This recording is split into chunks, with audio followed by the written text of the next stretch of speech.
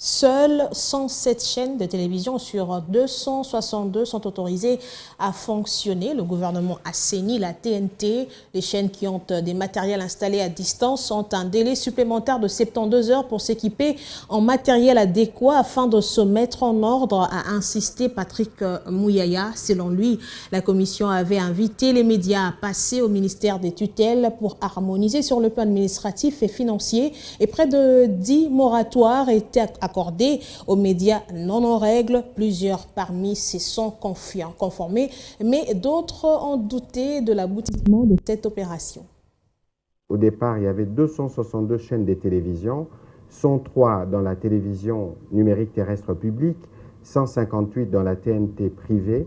Après travail, nous avons 107 chaînes qui sont éligibles à l'exploitation à la TNT, d'où les premiers arrêtés qui portent sur 107 chaînes. Puis sur les 107 chaînes en règle, 14 sont dans les bouquets privés et 83 dans le bouquet public.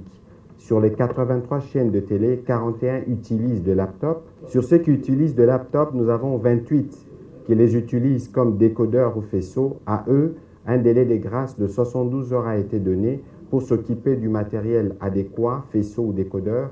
13 les utilisent comme télévision portable, c'est-à-dire qu'elles n'ont aucune infrastructure, ni studio, ni rien, mais elles viennent tous les jours à Pigeon pour télécharger des films. Vous savez que Pigeon est un site stratégique qui mérite d'être sécurisé.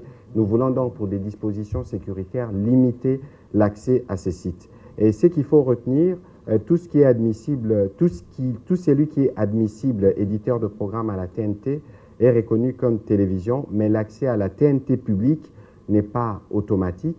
C'est une première phase que nous avons commencée.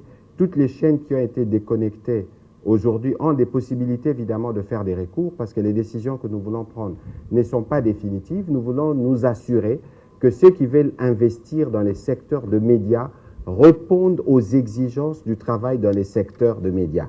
Nous souhaitons donc que vous puissiez les comprendre et que vous puissiez nous accompagner dans cette démarche qui va conduire à la salubrité médiatique.